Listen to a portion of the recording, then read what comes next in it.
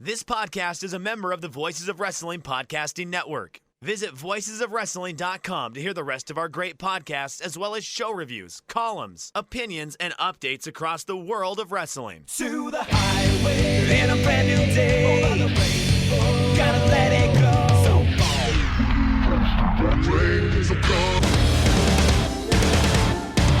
fast to finger down. Stars tonight together.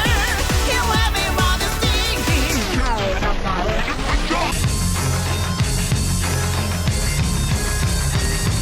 你看到我就怕，头皮发麻，我的手。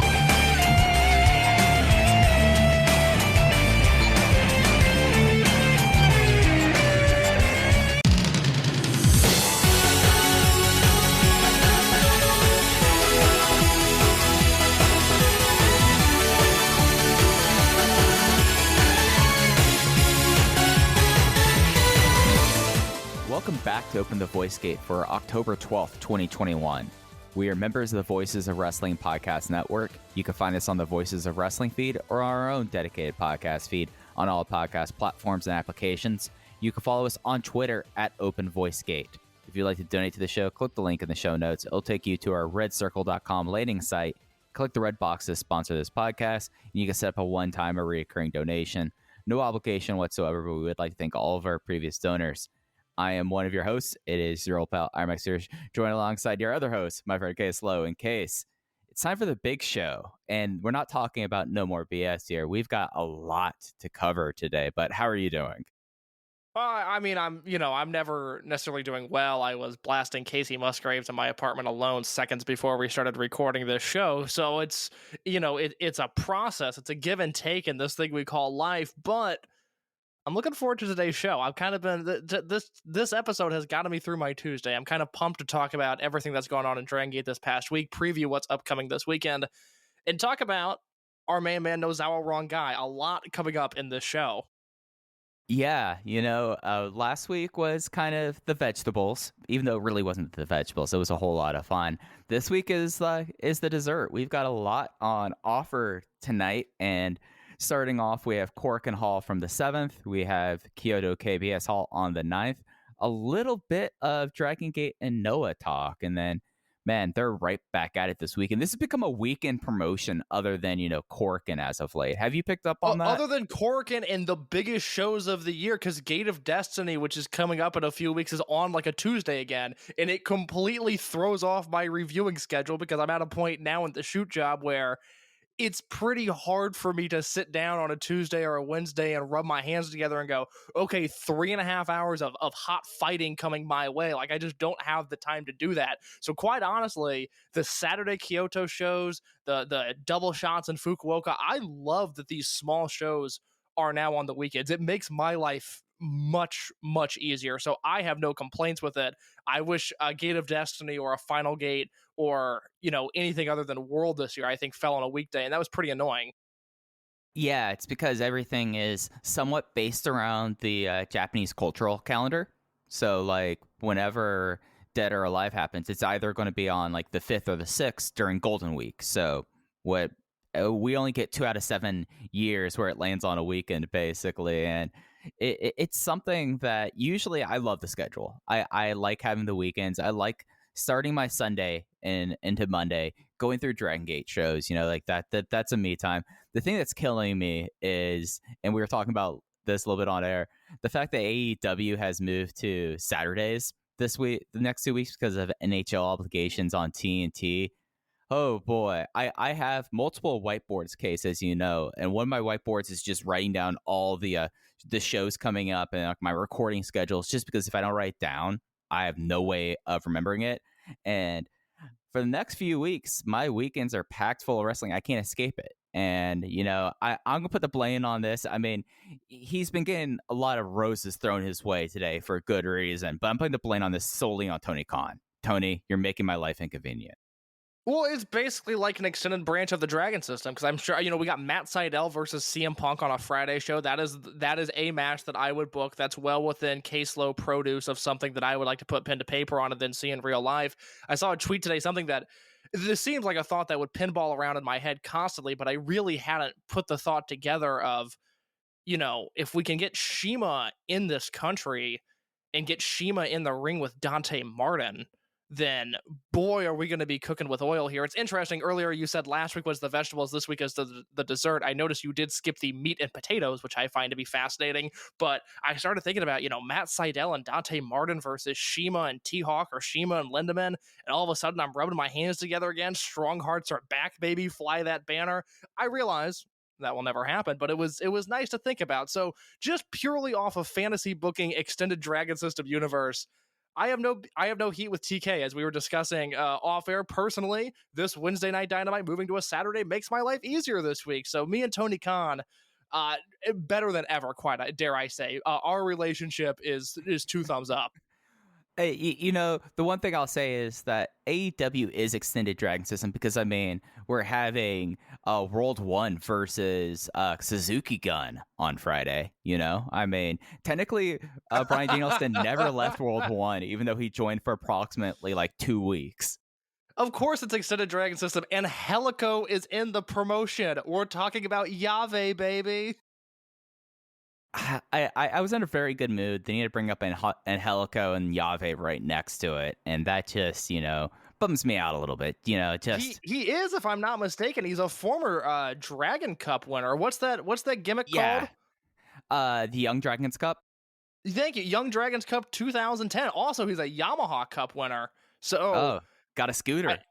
At some point, whether it's audio-based or text-based, and I've mentioned this on the show before, go look at the history of the Young Dragons Cup and all of the success stories that have come out of that. It's something that, unfortunately, I think I am the person that has to write about it because I know nobody else cares. But Magnum Tokyo, you and me, I guess. I was going to say, Cubs fan would probably be very amused by it.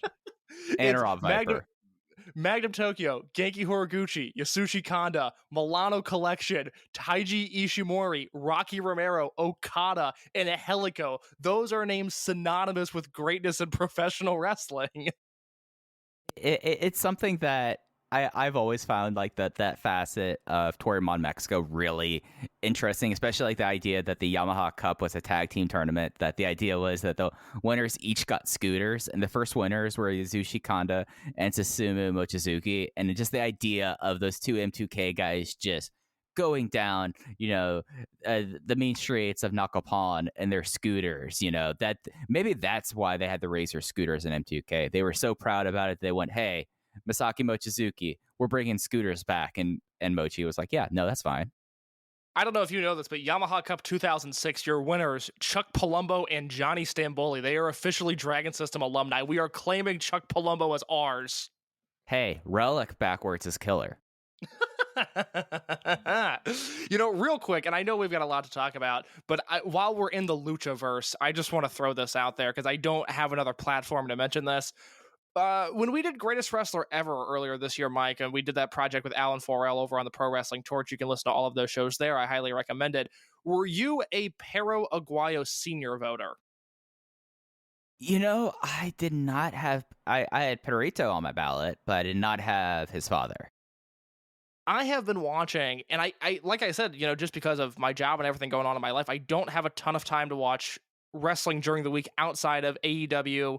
If there's an AEW show that needs to be reviewed, and then maybe I'll get to some older stuff if I really get lucky. But I have been carving time out of my day to watch classic Pero Aguayo matches lately. This is somebody who 5 years from now, when I submit another ballot, he is going to be on there. I've been watching, obviously, his stuff from Hamada's Universal, where he is brilliant there, both teaming with Hamada and obviously wrestling against him. But even his stuff in Mexico, I am so taken aback by him right now. He is someone that is really making an impression on me because I always hear such great things about these lucha brawls and how great some of these matches are, and they never connect with me. But Pero is a lucha brawler who I am enamored with because he can actually work when he's not just throwing punches and throwing chairs at people. He has substance to his work. So if you find time this week, after you've watched Korakuen Hall, after you've watched Kyoto, maybe before those Kobe Sambo Hall shows, watch some Pero Senior, because I am really, really into him right now, specifically. And of course, I'm going to forget his opponent here. There's one match recommendation I wanted to make, and now I'm fumbling on it. So give me 1 second here as I dive through my YouTube search history. Well, okay, so There's I could tell you what I watched last weekend that blew my mind completely. Please go ahead. I watched Face Your Narrative 2, and it broke my brain. I don't know. Okay, you gotta explain that to me. I don't know what that is. Explain it to me like I'm 5. Well, this is EC3 produce. And oh, fuck, I did not know this existed. yes. Oh, no, this is the second one. This was the first match of Braun Strowman after leaving WWE, who I don't think I've watched a lot of Braun Strowman, just because of when I went out of WWE, I just don't bother with WWE. It's not a part of my life anymore. I don't know them.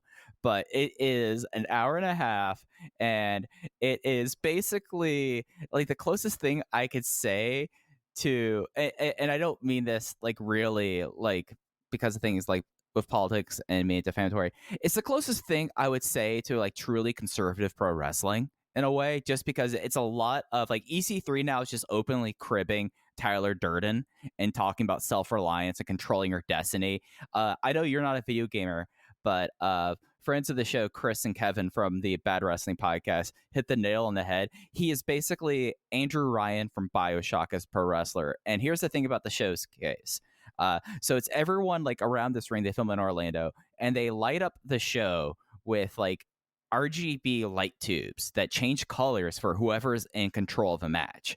And I know you're not going to go out of their way of seeing this, so it's not going to be a spoiler. Matt Taven showed up to face ROH Dutch, who's known as William here. And whenever Matt Taven was in control of the match, the ring was all lit up purple.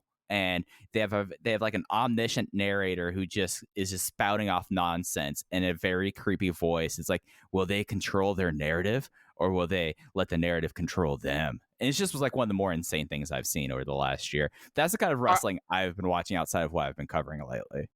All right, new tier on the Everything Elite Patreon, $100 tier. We get enough people to sign up for this $100 tier. First of all, Mike and I are doing an audio retrospective series on the Yamaha Cup. We're breaking down every bit of footage that's available. Second of all, I'm going to break edge and get high as shit and watch this Ethan Carter III promotion. I can't fathom sitting down and watching this. It sounds so bad. I have absolutely no patience for EC3 anymore. Look, he seems like a funny guy. I'd love to hang out with him. I hate what he's doing in wrestling right now. And that's like it reminds me of like Beyond Secret shows, but instead of being really perverted, it's just trying too hard. Oh yeah, no, it's trying very hard. It is people who've read a whole lot of Chuck Palahniuk, and that's it. And it is just kind of insane. Bill Carr's kind of the ace of the promotion. It's really funny. Oh, thank God. Oh, when I think ace of the promotion, I think fucking Bill Carr. Detective, you think Detective... You think Detective Bill Carr? Yeah, exactly. No. God, is Dan Barry working there? Because I will cancel this $100 tier. I will not watch Dan Barry wrestle a match. I do not care. No. He has such go away heat with me. I cannot stand watching him wrestle.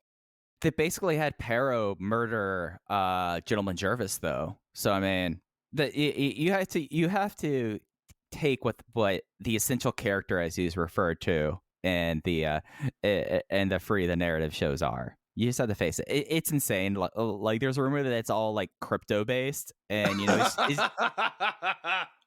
I fucking hope so. yeah. It's one of those things that when like I heard that rumor, I was like, yeah, of course. Like it has to be.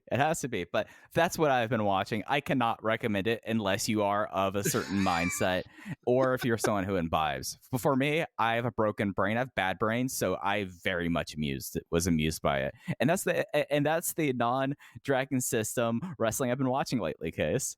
Well, look, if you want to watch something good, it's on YouTube. Perro Aguayo versus Sangre Chicana. This is from February 28th, 1986. It's about a half-hour match, 2 out of 3 falls, hair match. I can't believe I liked an 80s lucha match that didn't have Santo, Casas, or Hamada in it this much. But I am now starting to look at Perro as he's a luchador that I can watch in any environment and will enjoy. And that's a pretty big hurdle for me to overcome. Again, it's kind of Casas, Santo, and if we count Hamada, then Hamada in that ballpark. But Perro Senior, I am blown away by him lately. So again, if you need a palate cleanser after all of the Dragongate shows that are coming up, I would turn to 80s Lucha, which is the first and only time I'll ever say that. I mean, it's something. UWA is like one of the promotions I wish I could find all the footage of because it just is fascinating to me, especially Los Misioneros de Muerte versus Los Brazos. Like that's the stuff that's incredibly interesting to me. I was just looking at real quick. I was just looking at Santos Senior's cage match and just trying to figure out when he stopped working, kind of what his deal was. His second to last match, the original Santo, he's teaming with Gran Hamada in the UWA, and I don't think that match is on tape, but God, I would love to see that. Oh, that would be fascinating. That would be fascinating. So, Dragongate case. Yeah, this promotion that we love, it was particularly good this past week. Now we can get into it. Yeah, so they had two shows that we're going to be covering today. The October 7th Korakuen Hall show will be up on the Dragongate Network through the 14th with English commentary. And then we will be also covering the Kyoto KBS Hall show from the 9th. That'll be up on the network through the 16th. No English commentary, single cam, how things are outside of Tokyo and big shows. But starting off, Korakuen Hall. This was a show that, like, when we were running down the card, we're like, well, the all-out war is going to be something, and then we were kind of picking and choosing the rest of the show. Just off the top, like was there, in my opinion, stuff on the undercard that was truly exceptional? I don't think so. But was it one of the more fun Korakuen Halls they've had pretty much since COVID? Yes, very much so. And I thought there was a lot of very good stuff here that was finished with one of the things only Dragongate can do, a new innovative kind of match series that came across heated. It came across awesome, and now I want to see more all-out wars. I know you have your written review up at Voices of Wrestling case, but what were your off-the-top thoughts about the show? It's the second best Korakuen Hall show they've had this year, and this is a point that I've really started to make a lot, and I kind of noticed this around May or June where I started looking at my reviews, and I was going, Dragongate hasn't really delivered in Korakuen Hall this year, which is crazy because even, when the promotion was in pretty rough shape in 2017, 2018, parts of 2019, it was the Kobe Sambo Halls, the Kyotos, and the Fukuokas that weren't necessarily up to snuff, but you could always kind of count on Korakuen Hall to give you one or two great matches, 4+ star matches. And this year, they've struggled in this building. Now, I think a part of that is just the atmosphere in Korakuen Hall is just not the same. It's that way for every promotion. We don't need to go over that because hopefully we're in the process of moving out of the crowd situation that has plagued Japan for nearly 2 years now. Also, because of the state of emergencies, the curfews they've had on this show. I mean, February Korakuen Hall, there was a 3-minute main event. It was a minute-long match that ended a DQ, and then a tag match that went 2 minutes and ended in a fuck finish. It was horrible. I mean, I really did not like the direction that these shows were heading. July's Korakuen Hall show, which had an excellent R.E.D. versus Natural Vibes opener. It had Minoura versus Mochizuki. It had Yoshino's final match in Korakuen Hall, teaming with Doi and Sachi. That was very good. The Yamato versus Kai No Ropes Lumberjack match. That show was excellent. I love that show. I don't think the October outing was quite as good, but as I go through my reviews for the rest of this year for the stuff they were doing in Tokyo, this is the second best show they've had. I really, really like this show. Yeah, this was just a very pleasant watch, and I mean, it finished with a really hot, innovative main event. And it's one of those things that, given, the state of emergency, if it has not expired in Japan, of course, it's done by prefecture, but it seems like they're all going to lapse, and then we're going to be moving forward. It seems like it's going to be something that towards the end of the year and into 2022, things will be moving into the new normal. But this was just like a show that, I mean, I think one of the things that got me about Korakuens this year was, it's not just like the curfew really hampers them. It just felt like that they didn't move things forward, and it felt like it was like, okay, one thing happened, and then like the other 2 hours were just like standard matches that all were, well, like not for many bad matches, but it's just all kind of like samey. This show, I'm right now looking at the results, and there's stuff going on in each and every match coming out of this. And it was something that, other than like match 2, to be honest, but it was something that like everything was hot and everything was moving things forward. And something that I felt like that this was a company that was spinning its wheels for a lot of earlier this year. And a lot of that was due to injury. a lot of that was because they were holding off on doing big things until the Masato Yoshino's retirement. And now it feels like we do have a path forward. And it's something that really kind of gave them a big jolt of energy at a time where I felt like they kind of desperately needed.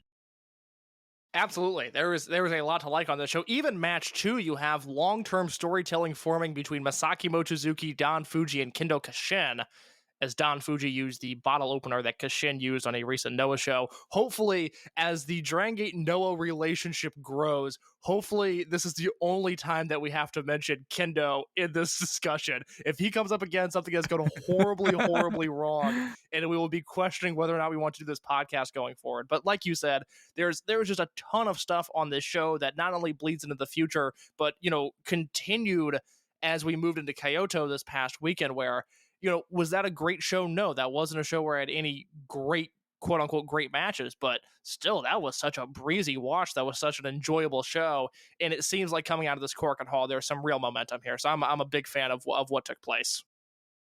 Yeah, no, absolutely. So running down the card, the opener was Natural Vibes of UT and Funky Jackie Kamei versus High Ends, Dragon Kid, and Kakatora. Funky Jackie Kamei got the win with the jackknife pin in 9 minutes 56 seconds on Kakatora. And let's hear it for the boy. Like, after a pretty rough, out of the gates for him with the Funky Jackie Kamei character, he has really come along in all facets of his game, in my opinion.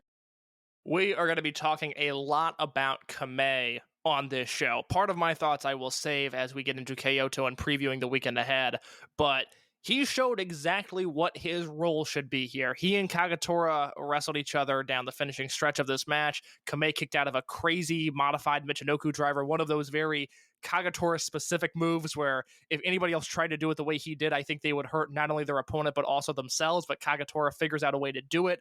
Kamei kicked out of that. He scored a bunch of close flash pin near falls, and then eventually got Kagatora with his signature flash pin, that Jackie knife. He looks confident. He looks comfortable. Any reservations I had about Kamei in this new character in this unit that I had in the spring entering the summer months, that is all gone now. He is back at the fun-loving, where it looks like he's having fun in the ring level that he was in 2020. He's crushing it here, and I think things are only going to get better for him. And it's something where he's added his knee was attacked pretty strongly in this match, and he sold it incredibly well. And it's something that his version of the corkscrew kick leading into as a big move, that's something that they could really build upon as a secondary finish if they want to. It's one of the better Pele corkscrew kicks that you'll see, and it's just something that, given how things are, and given we've talked a lot about Dragongate Future on this show, he is someone that he could have got lost in the shuffle, but I'm very glad to see him stick out and, take that next foot forward. I mean, I had this as a 3.25 star 10-minute opener. This was a blast to me. I was at the same rating as you. That's always a win. Again, I would love to know just internally from Dragongate if they are positioning matches like this in the opener now, because it is the free match that is on YouTube in both Japanese and English commentary, and slotting a match like match number 2, that 8-man tag that didn't have any stars in it, didn't have really any story attached to it, if they are purposefully making that match number 2 instead of the opening match now. Absolutely. So getting into match number 2, 8-man tag team match, Don Fuji with Kendo Kashin's ball opener, teaming with Sachihoko Boy, Yosuke Samaria, and the next action hero, Haoh Lun, versus Gamma, Problem Dragon, Punch Tominaga, and Strong Machine J. The finish was Yosuke Samaria hitting the Nara Lucci on Punch Tominaga in 6 minutes and 51 seconds. And I mean, we say there's not a lot of story there. There was a bit of story where Gamma, Don Fuji, and Strong Machine J were all just looking at each other quizzically during the match, and of course Don Fuji just wanting to hit people in the throat with a ball opener. It was great. Even this served a purpose to a degree, because they've heated up Maria a little bit going into this Bravegate Battle Royal that's coming up in Kobe this weekend, which I guess if If you're unaware, Kamei, Maria, as well as Kagatora, UT, Jason Lee, Punch Tamanaga, and Sachihoko Boy are in this Open the Brave Gate Battle Royal to determine the next number one contender for Sp Kento. I mentioned it last week that Maria was looking much stronger than she had in months, if not a full year at this point, in a way to build her up for this Battle Royal. She scored the fall here. So once again, certainly by no means a spectacular match, but an effective one in match number 2. Yep, didn't overstay its welcome, which is a problem with a lot of people in this match, that if it overstayed its welcome, things were going to get bad. Match 3, we had an unaffiliated veteran team of Masaki Mochizuki, Kenichiro Arai, and Shuji Kondo versus the Natural Vibes team of Susumi Yokosuka and King Shimizu, the Open the Twin Gate champions, with Genki Horiguchi with King Shimizu winning on Arai with the aided King Press in 9 minutes and 9 seconds. And, you know, the big story about this match to me was we finally really got the true Shuji Kondo versus Shimizu face-off that I feel like that I've been wanting ever since Kondo reappeared last July. God, I really liked this. I just thought all 6 guys, and I've been very critical of Horiguchi lately because I do think he's showing his age, and I do think he's slowing down to a degree. But even Horiguchi brought it in this match. This was really, really fun. I think especially the elder statesman here, that Araken, Mochizuki, Kondo trio. I don't know what context they'd be able to team in again. Right now, they're all obviously unaffiliated, so it wouldn't be the worst thing to shove them back out there as a trio. That's a fun combination of guys because Araken is really able at that point to pick his spots, and I thought he did that very well in this match, both offense and in what he sold down the finishing stretch. Obviously, he was taking the fall here. I thought he was used to an incredibly effective degree. And then you have Mochizuki being Mochizuki, and then Kondo, who really showed off the versatility of his game. He's such an interesting wrestler who maybe not, we talk about the greatest wrestler ever project all the time. He's probably not a guy we need to evaluate for that. But I do think he just has one of the most interesting careers of anybody of the past 20 years, where you have to remember, he comes from the T2P class, and every once in a while, I've seen it more and more lately, where he's starting to do some grappling stuff that I really feel like he abandoned in All Japan and Wrestle 1, and it seems like he's bringing that back into the fold to a small degree, but to one that's noticeable. And then in the same match where he's giving a shout out, if you will, to his T2P background, he's also slamming and banging into King Shimizu, and that is just a ton of fun. Yeah, and it's something that, like, Araken, like, he's only doing Tokyo shows, really, it seems, but whenever he comes in here, like, it's something that, like, yeah, he's 50, if not over 50 at this point. He adds, like, a different element to, like, these matches. Like, he's not put into, like, huge situations, and he shouldn't be. I mean, he's not a full-timer. And he just, like, adds a little bit, and this was something that Jay really brought up on commentary that I thought was pretty salient, was, like, this is a guy that has been surviving on the micro indies. His current title that he brought out to the ring is a fucking flag. What, like, this is a guy who is clawing and, doing all of that to like survive, and he's adding like this roughhouse element to it that I think adds a lot to like this proposed like veterans trio, because you have Mochizuki, who, I mean, this guy's nearly 52, he's insane. Shuji Kondo, who, I mean, I like the fact that he's gone and doing some grappling. It's probably a little bit easier on his old ankle considering what he's coming back from, and it just adds that nice element there. And of course, like the Natural Vibes trio, I mean, you put these 3 guys in the ring, even with Genki where he's at, and you just have a fun 9-minute match. There's like nothing much there not to love. It's amazing that Kondo, given his size, given his age, and given his profession, that he is moving around as well as he is, given the fact that he partially tore his Achilles earlier this year. You would have no idea that's the case just from watching a match like this, because I really thought he was on his A game here.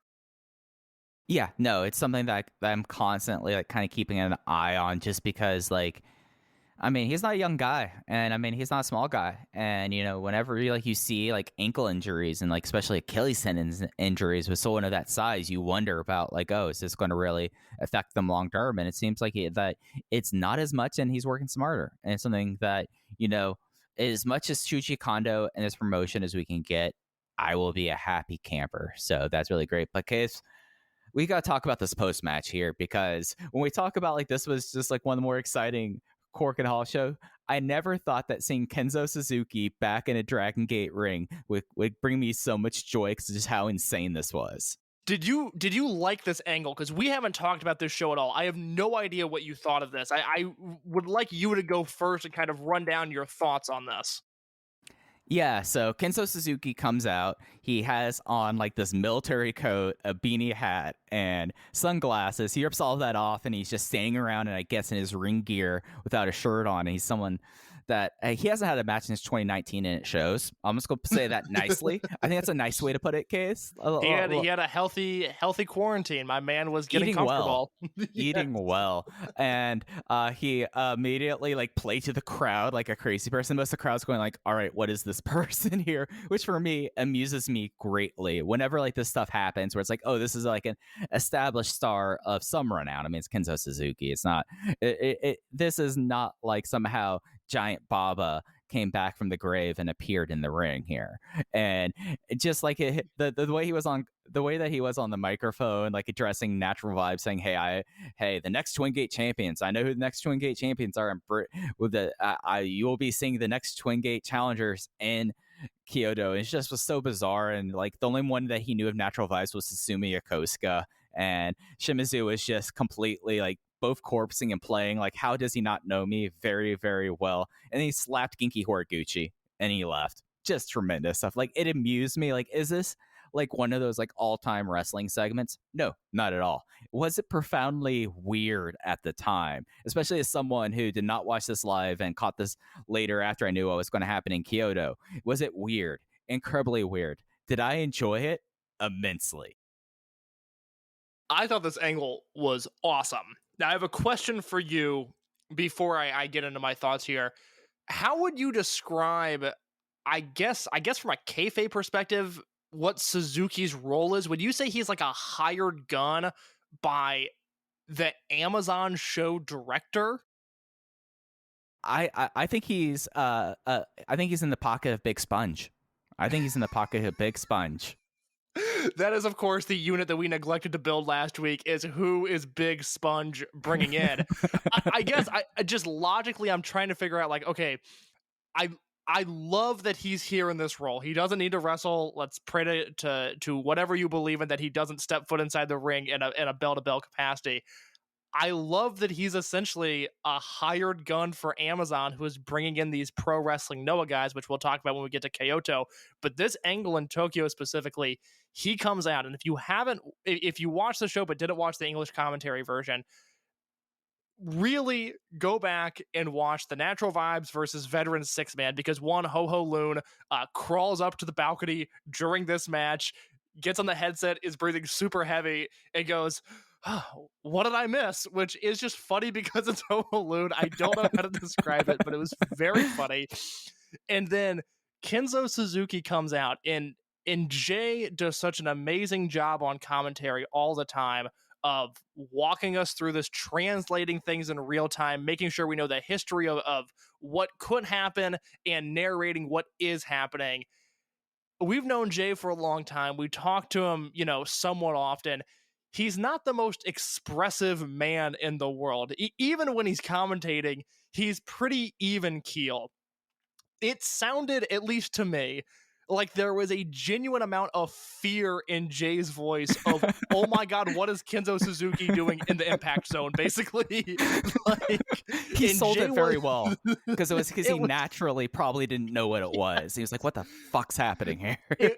I want to make it very clear. It was genuinely enjoyable, like not from an ironic perspective. Like, I thought he killed this call. He wasn't sure if Kenzo was wrestling or if he was bringing guys in. He was a little confused, which added to the angle. If it was somebody else, maybe it would detract, but it was Kenzo Suzuki showing up in Dragongate. Everybody was confused, and the English commentary reflected that, which I thought was great.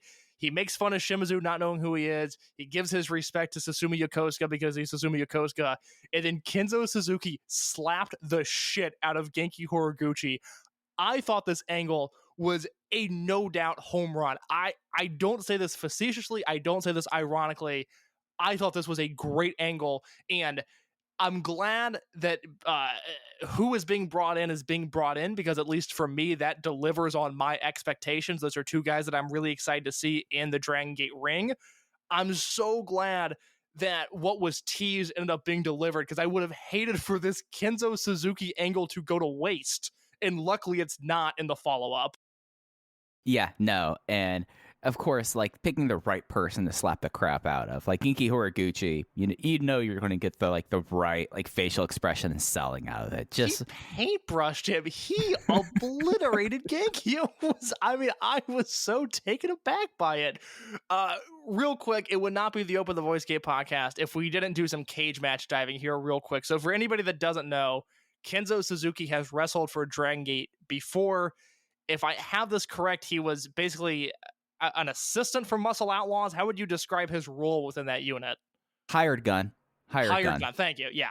So he wrestled 4 matches. There's a 6-man tag at a Korakuen Hall show. Shima Dragon Kid and Ryo Saito versus Kenzo, Horiguchi, and Kanda. That match ended in a DQ. I have not seen that match. On one Hakata Star Lane show, he wrestled 2 matches. He wrestled Kenichiro Rai in a singles match, and he won that. And then the main event of that show was an 8-man tag with Gamma, Magnitude Kishiwada, Yasushi Kanda, and Kenzo Suzuki versus BB Hulk, Cyber Kong, Yamato, and El Generico, which is a match that I desperately need to track down. And then he ended his Dragon Gate run in a very, very long, very exhausting 13-minute match against Dragon Kid at the Gate of Destiny 2007 pay-per-view. So he has history in this promotion, and it's in a weird way, it's really exciting to see him back because like I said, I thought he crushed this angle. Yeah, if he wants to be the producer and being like producing whatever like heel unit comes next, I think that would rule. Like honestly, like he has like a certain energy that very much works, like very oblivious to the world, jumping up on the turnbuckles, posing to the crowd who's just like politely clapping. Just amazing stuff. Home run across the board. It fits in the same way that KY Wakamatsu fit for the Strong Machines. Now, I do think Wakamatsu by the end overstayed his welcome, and really I think that entire unit did. I don't want to see Kenzo every week. I don't want to see Kenzo every show. Him popping in every once in a while, there is a delightfully chaotic energy there that at least for now I'm okay with. Absolutely. Then we had a tag team match. It was the Large Adult Sons. It was the Hashi brothers, Riki and Ishin, going against New Generation Doi Yoshi, Naruki Doi Inazu, and Takashi Yoshida. Yoshida submitted Ishin with a Boston Crab in 9 minutes in case. These Large Adult Sons just really got the crap kicked out of them. They dished it back. It was just a blast of 9 minutes. I absolutely adored this. This is, at this point in his career, the best role for Takashi Yoshida because sometimes he has that awkward thing where he's a big guy, and I don't know if it's because he unfortunately has a history of injuring some guys. I don't know if it's just because he's so much bigger than everyone else on the roster, but he's a big guy who works really soft sometimes. And this was nice because it seemed like he was given free reign to just pummel both of the Ihashi brothers, and he took that role and he did it well. Him finishing one of the Ihashis with a Boston Crab it was cool to see. It reminded me of the viciousness that Yoshida can bring to the table. Now, I'm not necessarily looking for him to be pushed in any sort of capacity outside of maybe Masaki Mochizuki's tag team partner, but it's nice to see him have a role and to be useful and to have a Yoshida match where I don't roll my eyes at some point, because I thought he was very good here. Yeah, and Naruki Doi and him, they made the jokes about them being the new Doi Yoshi and Yoshida doing the pec flex, which was like a nice little funny thing here. But I like the role that like Naruki Doi as well. Just it was a nice reminder of, Naruki Doi is one of the most tremendous heels in this company.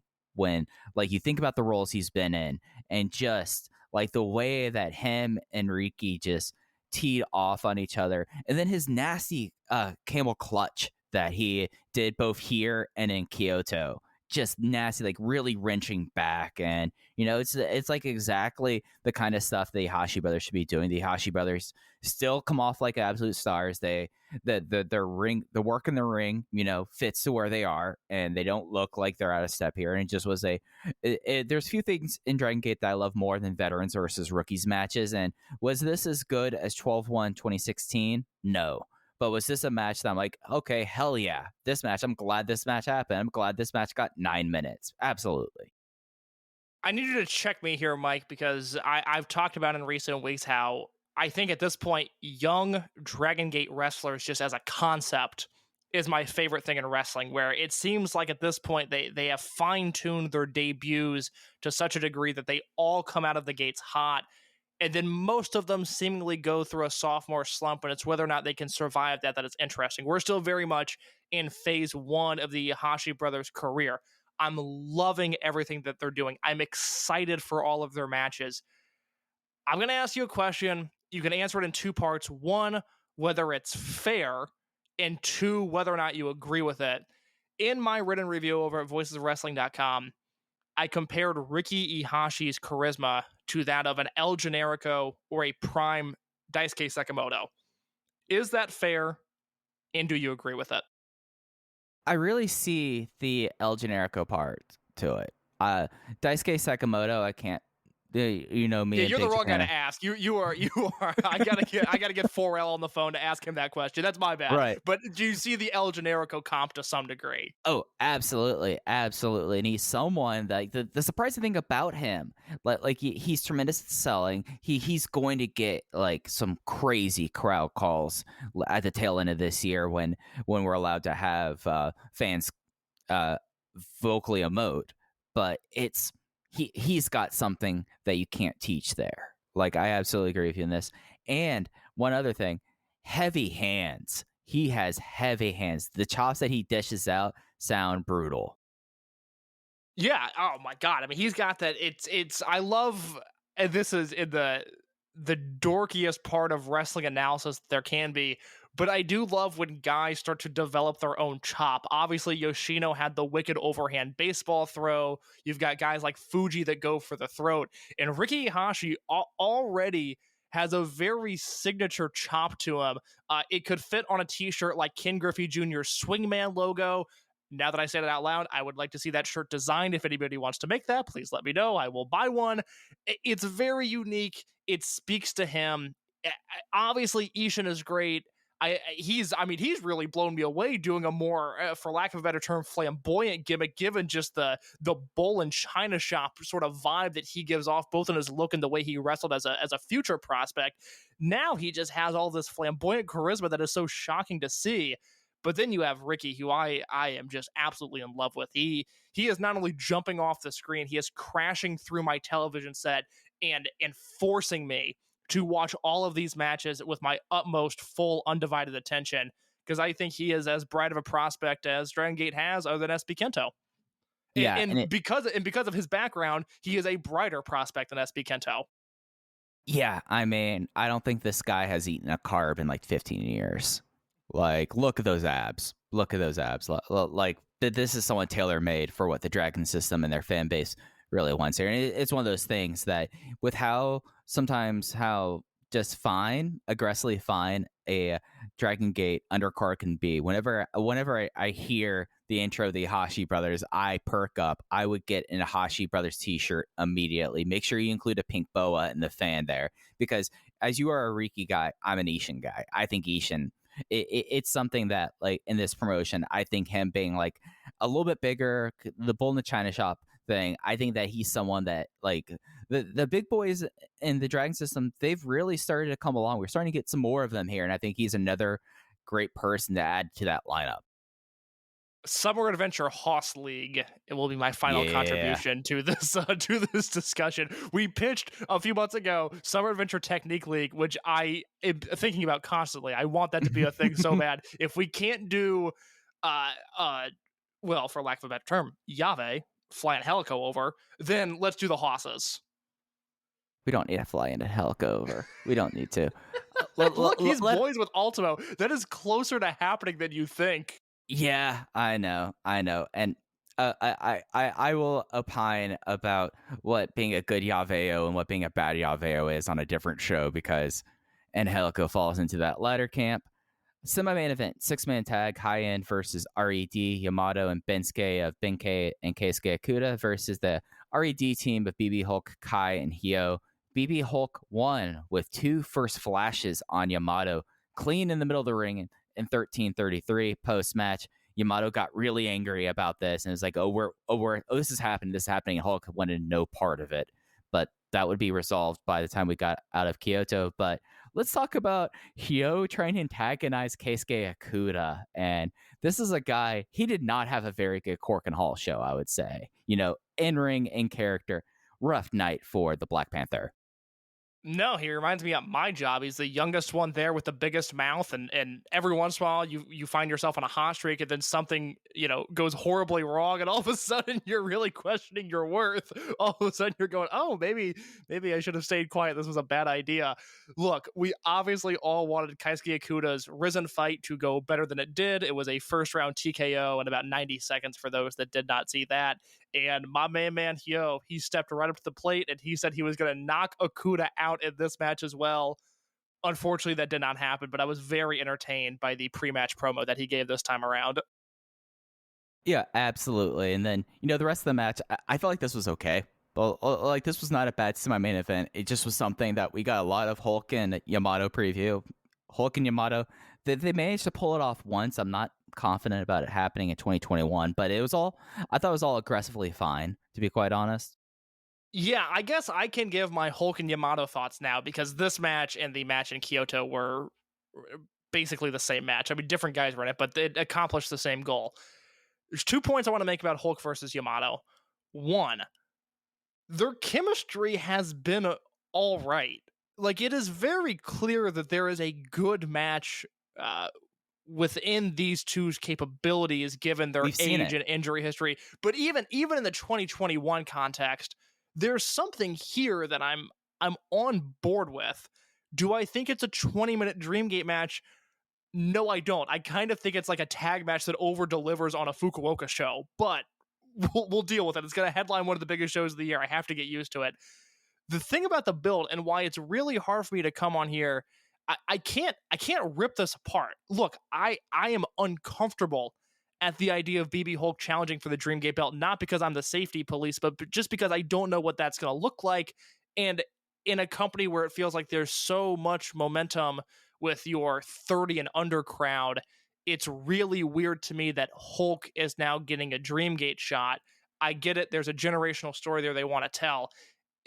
It's not what I would do, but Hulk dominating Yamato and, quite frankly, kicking his ass the way that he is a far more cohesive story than your Benkei Mochizuki Kai triangle that turned into Minoru sneaking in and getting the victory. Objectively, Hulk versus Yamato has been a better story with a better build. Is it the story that I want to see? No. I wish they weren't exerting energy building to this match, but I was much more upset, much more uncomfortable with the Dreamgate scenario heading into Dangerous Gate than I am right now heading into Gate of Destiny. Yeah, no, the story here, I think there's no issues with the story they're telling right here. It's just, I've already talked about my misgivings here, and we'll see if I'm proven wrong. I mean, they managed to have an excellent Dreamgate match in the past, but that was also pre-Hulk breaking his neck. But we'll see about this, and I think Hulk does, in a way, like, we're at a point with, like, the Big Six and especially the Dragongate Trueborns that these two guys are the ones left. Like, Shingo Takagi is not walking through that door. If Akira Tozawa is walking through that door, then, I'll be happy, but that also means something else happened, to be quite honest. So, I mean, this is the generational feud. These are the survivors of the Big Six, along with Naruki Doi, who they've clearly kind of positioned out of that kind of role at the moment. So, I mean, you do have to run with it, and you want to run with it while Hulk is reasonably in good shape, and while Yamato is still, like, the ace and still has, I mean, he's turning 40, but it's still, like, relatively young. Yeah. All Yeah, right. it's bizarre. I don't know what to make of this Dreamgate angle because again, I'm so outwardly against it, and I think it's gonna be interesting when the previews for Gate of Destiny start rolling out, which will largely be on this website in a few different forms. I Again, the build's been fine, and I think people parachuting in that haven't watched this show, they're not going to watch Kobe, they're not going to watch Kyoto, are going to shit on the match in a way that I don't necessarily disagree with their larger point, but I'm going to disagree with the way they're making it because the build of this has been fine. It's just, again, it's Hulk versus Yamato. I can see why maybe it doesn't register at people's excitement scales, and myself included to a large degree. No, that's all entirely fair. Then we got into the main event. This was the Masquerade versus R.E.D. All Out War 5 single match series. The way that this worked was at the start of the show, GM Ryo Saito handed Haoh, and I guess Kota Minoura was the designated captain of the other team. They handed him basically slips of paper that had everyone's names, and before each match, both sides would submit names. We wouldn't know who it was until ring announcer Kikuchi pulled out this and said, all right, we have X versus X here. And then from there, the match, and this is something that like it is 5 separate matches, but like you in your review handled it probably the best way, where it is kind of one giant match. So like the first people are up, and the second people are up, the third people are up, the fourth people up, and then you have the remaining combination there, and you change who's going to be going in each time. And I thought that was a really fascinating match concept, and something that I feel like that there's a lot of water in this well. It's not gone dry. Like if they want to do like this, if it's something that like R.E.D. versus Natural Vibes, R.E.D. versus High End, like this is something that I think has legs. Yeah, I loved the format of this. It just the simplicity of delivering the paper to Saito and neither unit knowing who was coming next for the other side was a super, super interesting way to go about this. And I thought the execution, at least, we'll see if they do it in the future, if they can top this. But from what I saw, I thought the execution of this match was flawless. Absolutely. So the matches were Shun Skywalker versus Daiya Inferno. Shun won in 6 minutes with the SSW. Lost Daiya versus Sp Kento. Sp Kento won in just under 4 minutes with the SB Shooter. Dragon Daiya versus Diamante for match 3. This was Diamante winning with the Vuelta finale in 8 minutes 30. So that put R.E.D. at 2-1 going into the last 2 matches, of which it was Kota Minoura versus Kaito Ishida. Kota Minoura won with the Bobble Gear Flash Pin in 10 minutes and 55 seconds, evening the side. So the rubber match was Jason Lee versus Eita, and Jason Lee got the win in 11 minutes and 47 seconds with a game of death after a misfired protein powder attack by Haoh. So Masquerade wins the series 3-2, and I just like talking about this as a whole, I liked how each match was distinct and different. You got Shun Skywalker doing his pedal to the floor. We had a very tight 4 minutes with Estrella and Sp Kento. We had insane like display of both body control and like trust and Diamante and Dragon Daiya. That was excellent. We had a limb focus match with Kaito Ishida, and then we had like a underdog babyface versus big bad heel in the last match. I felt like that, like making each of these matches distinct and separate.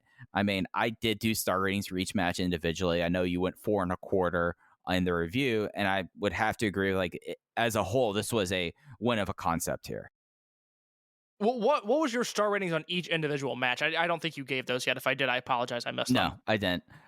Shun versus Daiya Inferno, I gave that 4. Estrella versus Sp Kento. You went 4 on Shun versus Daiya Inferno. Yeah, I loved it. I Wow, liked how all right. I liked how Shun Skywalker like was just completely playing into it, and I mean these two guys, like I know, like of course they would have this chemistry, but it was just something that like the whole like gross rip from the monkey flip, like that had me stand up and shout. It looked so brutal and nasty, and I just thought this was really a whole lot of fun. Like for like a 7-minute match, this was as good as it got for me. And then like Estrella versus Sp Kento, I mean that's 3.25, but I mean it was decent for that. Daiya and Diamante, I think that actually was the best match of the series. I went 4.25 on that one, and then the other 2 matches I was 3.75. That's very interesting. I would have gone 4 flat on Daiya versus Diamante and I would have flirted with 4 for Lee versus Eita. The least favorite of the bunch for me, I did not love Ishida versus Minoura. I was kind of let down by that, actually. If there was one pairing that didn't totally deliver for me, it was that one. But the rest of the guys carried their weight. And let's go through this fall by fall if you want to. I know you kind of gave brief thoughts there. I don't know if you have anything else to say on Shun versus Daiya Inferno, but if you do, then you have the floor. No, I mean that spot was the thing that was going to stick with the match. It just was absolutely nasty.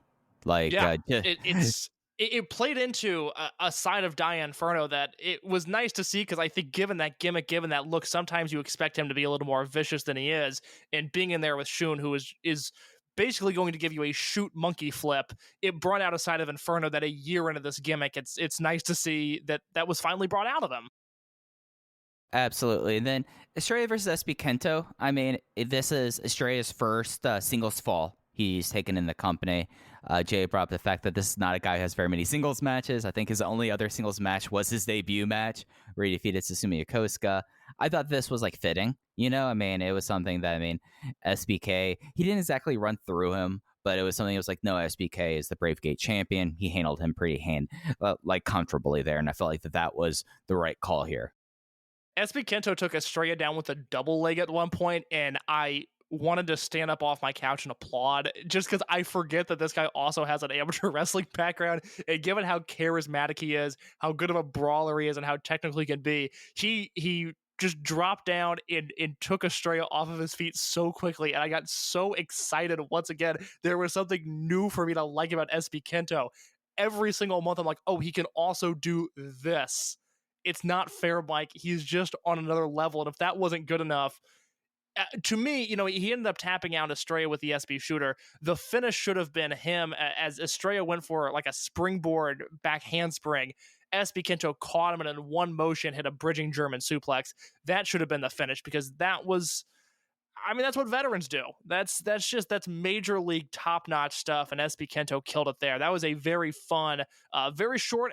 Estrella was protected not only in the way that he lost, but just in terms of the way the match was laid out. He was still very much protected, but given the 4-minute encounter that they had, it was one that I really liked. Yeah, and then Daiya versus Diamante. These were two guys that are made to wrestle each other. Like, it was something that, like, Diamante has not, like we've sung his praises here, but, like, he is just at another level right now. And just, like, the stuff, like, catching Daiya on that tope and powerbombing him on the apron, and then the insane catch where he caught Daiya and then Daiya immediately jumped and did a K-Brada. That was the most insane thing I've seen in wrestling in a long time. And it just was insane. It was just fantastic. And it's something that, you look at where Diamante came in as, and you look at him now where I think he's one of the top 5 bases in the world right now. If I'm a high flyer or a smaller wrestler, I want to wrestle Diamante. Like, Dante Martin versus Diamante could be absolutely outstanding, right? Oh my God. I think I'm going to vote Diamante for most improved again. I think he's going to do the Miz, where I voted him for most improved 2 years in a row, unless there's somebody from AEW that I'm forgetting. And quite honestly, Dante Martin should probably be in consideration. But like I said in my review, like I've said on the show before, Diamante went from someone who was in the running for one of the worst foreigners they had ever brought over.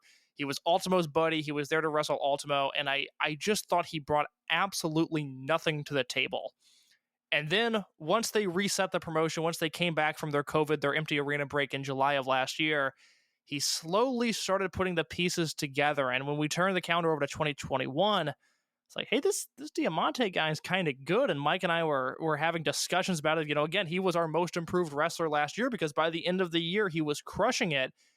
And he has gone from, again, a guy that went from bad to good to a guy that has now gone from good to legitimately great. Again, one of the best bases in the world.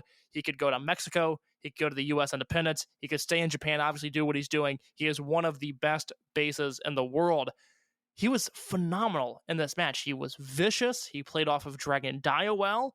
In Dragon Daiya, we talk all the time privately, Mike and I, about the story that Jay told us, where, or I think maybe it was Larry Dallas, where, somebody showed Genki Horiguchi a gif of El Hijo del Vikingo, and Horiguchi was like, yeah, who cares? Dragon Daiya can do all of that and more. And I hold on to that story because we see glimpses of it, of just how special of a high flyer Dragon Daiya can be. And this was a rare match where I really think he got to show it off, because not only could he bump big like that apron powerbomb that Mike mentioned, obviously the Cape Rana spot, which is in my review, where he just flies into the lights of Korakuen Hall and hits this perfect moonsault to the floor. He did a spot in this match that I have never seen before. Maybe he's done it and I've just missed it. But Dragon Daiya basically did a springboard prawn hold, which guys have done in the corner. Like, I know Cassandro, the Exotico wrestler, she used to do that move where, it's self-explanatory. It's like a prawn hold from the top rope. But Dragon Daiya did a springboard version of it, and I just didn't think that was physically possible. The way he contorted his body in midair absolutely blew my mind. Like I said, this by itself was a 4-star match. This was the highlight of the All-Out War. Props to both guys. This was really, really good top-level high flying. Yeah, this was really special. I guess my argument, since I know you're a bit more down on match 4, was I like the way that Minoura sold the knee attack, sold the ankle, and Ishida went back into it, and it played into the final stretch in a way that it was like, oh, he can't really get him up for the gong. The Ingranaje just was not going to work in someone like Ishida, so then he was like, all right, time for me to roll around and get you in a flash pin, and that paid off very well. And it was a smart thing about how this series again was laid out, that you had impact move, you had submission, you had impact move, you had flash pin, and then you had another impact move to finish matches. And I thought it was all very appropriate. Yeah, I have no argument against that. If there's one thing I can say about this match, it was absolutely effective in the way it was laid out. I knew the story they were trying to tell. Didn't necessarily enthrall me up until that finishing sequence where you started to see the big counters and the flash pins, and eventually Minoura got the win there. But in terms of the structure of it, I have no complaints. And like talking about the structure about this, like there was no interference in the first 4 matches at all. There was no R.E.D. shenanigans. Ryo Saito said, no one steps in the ring other than the guys in the matches until you've had your matches. And that was kind of like a wink and the nod that like match 5 was going to be a shenanigan fest. And I felt like they played that off really well with like Jason Lee. And I know a couple months ago, or maybe it was last year, talking about like the Minnow Lee team, about like with where Jason is, like that kind of was like his big moment for like this company, just because I don't foresee him winning a King of Gate. I don't see him ever getting a Dream Key, but that the tag team run they had with Kota and Nora was truly something special here. This was his big win. He got the win over the guy here, and it was something that played off very, very well. It was something that after he hit the maximum driver and it didn't get the fall, it's like, oh man, Ada is gonna just start kicking him to death. But no, it was just Hyo's machinations came back to bite him here, and then Jason got him with his really cool kind of a Yoshi Tonic flash pin kind of thing. Like the Game of Death kind of is a Code Red / Yoshi Tonic, but it's also kind of like a rolling prawn hold in a way. But it was something that I thought like this was all really effective, and it came off like a legit moment. That's exactly it. By the end of this, I think R.E.D. successfully kicked off the tension of Haoh and Eita, partially of Eita and the younger guys. I think we're going to see more and more of that play out as we head into the end of the year. They told the R.E.D. story, and it didn't dampen the impact of the fact that Jason Lee just pinned Eita in a singles match. And obviously, on a fandom level, I'm crazy about this. I have said enough about Jason Lee on the show. I think he's the best junior in Japan, and he just pinned Eita in, again, not a clean way, but in an effective way, where by the end of it, yes, you know, it's great that he didn't just pin him immediately from the powder with a schoolboy roll-up. He had his pinning maneuver that he used, his signature pin, the Game of Death, and he pinned Eita from there. It felt a little bit more legitimate that way. This is a borderline 4-star match. I mean, they just went out there and killed it. I hope they have a rematch in King of Gate this upcoming year. I hope we get to see more Jason Lee big matches. Again, if he ever challenges for the Dream Gate, it's probably going to be on a Dragon Gate Hong Kong show, which is something I would absolutely support. I think that would be a crazy atmosphere. I think that would be fun to watch. I don't think in Japan he's going to get to that level, not because of talent, but just because of some of the other obstacles thrown in his way. But I cannot throw enough roses at him. I thought the structure of this match was terrific. This individual match here with Eita and Lee. Again, once Eita kicked out of the maximum driver, I was like, oh boy, here we go. He kicked out of the maximum driver, I think. If not, then he countered it and hit him with a low blow. But I was like, oh, here we go. Eita's going to win. R.E.D is going to reign supreme. That's fine. It would have been cool to see Jason Lee win. And then Lee continued to fight, and he continued to fight, and he continued to fight, and he got that win. And it really put this match over the top for me. Like I said, like Mike said in my review, I rated the entire thing as one match and ended up at 4.25. With an R.E.D win, it's probably just a 4-star match, but I loved the finish so much. I was so surprised by the finish that I ended up going 4.25.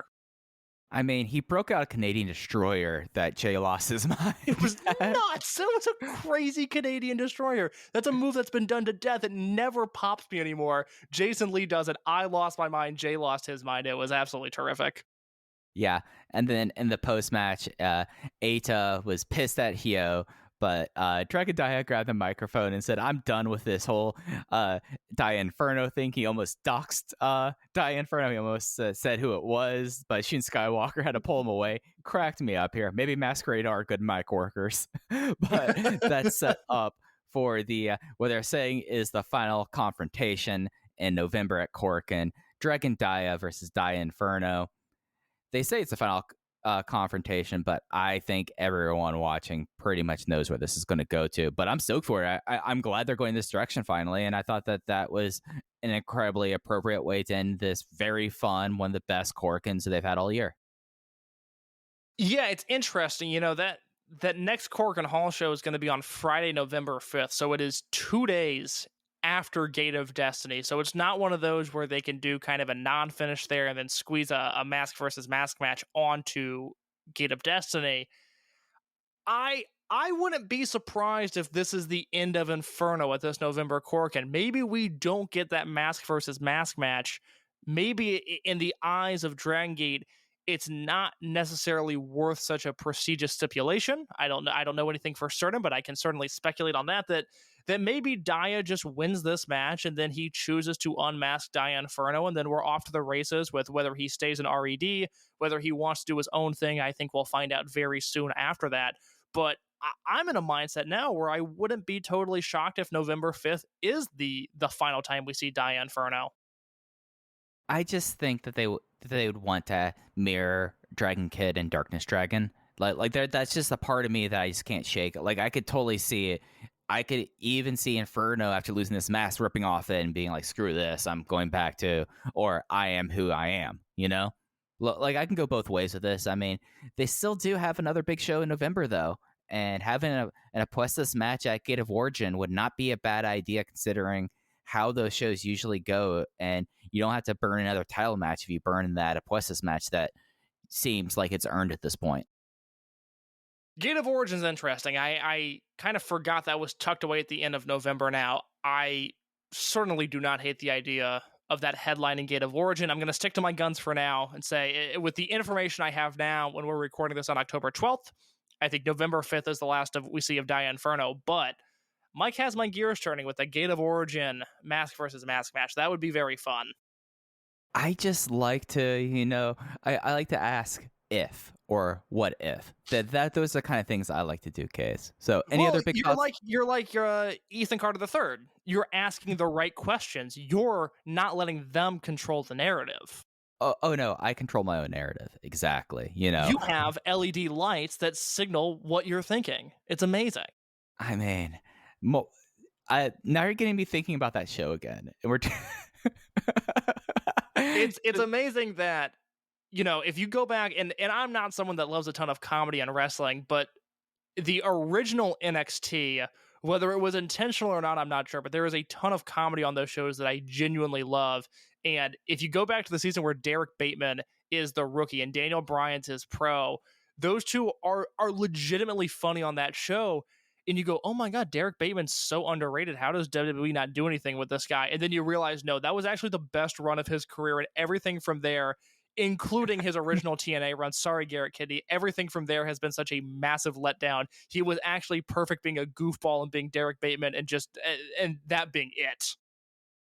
and he looks insane now. Like, he went from He that. really does. Anyways, any other big Korakuen thoughts before we move on to Kyoto? Go watch that main event. This was a really good show. If you don't have time for all of it, go watch that main event. Absolutely. So Kyoto, it was on the 9th. It will be up on the network until the 16th. Very easy watch, as you were saying. It was something that, I mean, because of these shows that include intermission and on the file, and then you have like this, you can get through it in 2 hours and everything. Nothing really outstayed its welcome, in my opinion. And, you know, we got the big directions going forward. We now know the top 2 title matches are now set for Gate Destiny on the 3rd coming out of this. And, you know, it just was something that it had a little bit of everything on this show. And I thought that kind of was really effective. For sure. All right, getting into the opener, it was the high-end team of Dragongate with Bensuke, Keisuke Okuda, and Benkei versus the unaffiliated veterans team of Masaki Mochizuki, Shuichi Kondo, and Shachihoko Boy. Benkei got the win in 11 minutes and 8 seconds with the spear. Kaze, what were your thoughts on this? Solid opener. I guess maybe I shouldn't say solid opener. I liked the Benkei versus Shachihoko Boy stuff. I liked Shachihoko Boy getting repeated near falls on Benkei. It was pretty fun. It got kind of sloppy towards the end because it is, after all, Shachihoko Boy and Benkei, and then Benkei speared the shit out of him for the win. Fine opener. I like when Sachi gets some in-ring time, so I did not hate this. Yeah, no, that's pretty much mirrors my thoughts. I thought like that it's something that like Sachi is someone that he's never going to turn the clock back, but it's nice to see like he's a natural babyface and he does well at being babyface in peril here. And I mean, I don't think Masaki Mochizuki tagged in more than once in this match. To be fair, the next day was that big Noah show, so I don't blame him. But yeah, no, this was mostly Benkei and Shachihoko Boy. No, Mochizuki has to mentally prepare to completely outwork Takashi Sugawara in a few weeks, which he's going to do, because there is not a wrestler that I simultaneously like, but I'm so burnt out by Sugawara. I find his presence to be absolutely exhausting. I have no desire to watch him wrestle unless he's wrestling against Mochizuki. And while I don't think Mochizuki's the favorite in that GHC national title match, I do think there's a chance that he can win. And I know at the very least he is going to work circles around Sugawara. And so he's got to rest. He can't be wasting his time in 6-man tags like this. Yeah, I mean, when you're teaming with Sachi in match 1, when you have a big match ahead of you, you're going to take it easy. I respect what was that. he going to do? Was he going to work twice as hard to make up for Shachihoko Boy? No, he's going to work half as hard and take the night off. Let's get this over with. He's got cats to pet. Exactly. Match 2 was Natural Vibes, Genki Horiguchi, and UT going up against Masquerade team. Minnow Lee was back. Kota Minoura and Jason Lee. Jason Lee got the win with a maximum driver in 10 minutes and 13 seconds. However, Case, before the match, before Masquerade did their entrance, Kenzo Suzuki came back out again, and he said, oh yeah, my guys aren't here yet. They'll be here by the end of the show, and slapped the shit out of Genki Horiguchi, who sold it during the entire Masquerade entrance. It's crazy they did this angle before the match. The match was fine. Jason Lee and UT, look, they had a great closing stretch. What would you expect from Jason Lee and UT? I just could not get over the fact that they kicked off this match with Kenzo Suzuki coming out, by definition beating up Genki Horiguchi, and then having Horiguchi wrestle a tag match against 2 of the youngest and best wrestlers on the roster. The way this was laid out was so weird to me. It was very funny. It like my other like big match thought was that it's something about how 15 months ago this was the building that really signified that Kota Minoura is a threat, and then it made me think about when I was watching this today. Okay, so it made me think, wow, over the last 15 months, Kota Minoura might be one of the smoothest wrestlers in the world. Just like seeing like he's just something that like nothing ever looks bad. Everything looks awesome. He sells great. All of his suplex look great. He has a wicked forearm. I'm like, damn, this kid might be one of the smoothest wrestlers in the world right now. That was like my big takeaway from this match. Other than I like Jason Lee's closing stretch where he does the leg kick, super kick, and then maximum driver. Yeah, I think Minoura, has probably deserved that rep since his debut. Now, the interesting thing with him is that as his matches have gotten more complicated and more longer, and he's been put in more high pressure situations, that smoothness has stayed with him throughout. I think that's a super impressive part of his game. But ever since he got the gear, ever since his second or third month in the promotion, I don't remember any Kota Minoura mistakes. I don't remember this guy falling flat on his face, even having, when Kamei had that really bad tag match. I think that was the June Korakuen Hall show. Minoura's never had that. He's always a guy that is just on, and he has been since his debut. And I've talked about it at length. He happened to debut in between Shun Skywalker and Ben. And, as it turns out, the class of 2020. And so historically, he'll get lost in the shuffle, but he's as good as it gets. Yeah, no, absolutely. It's something that it's just really nice to see, and especially the fact that this guy's still 3 years in, not even 25. Just insane stuff there. And I like the UT Jason Lee stuff here. That this was, if it wasn't for one other match, this probably was my favorite match on the show. Like, everything on the show was either fine to very good. Like, that's what we're saying. This was a very pleasant watch, if that. What did you have this match at? I had this match at a comfortable 3 stars. Oh, I liked it a good bit more than you then, I guess. I was 3.5. I really enjoyed it. Okay, yeah, that's hey, I have no complaints there. I just thought it was a nice little match number 2. Like the finishing stretch a lot, but I am not going to argue with you about a 3.5 star match number 2 because I'm not going to get mad at you for enjoying something. Yeah, I just like to have a good time. Look, there's one thing you can say about Mike Spears. It's not that he's an anxious man. It's not that you can say that he's a short king. So Mike Spears likes to have a good time. I'm just here for a good time, not necessarily a long time, but I just want to have a good time with the shows. So, and the good time continued in the next match.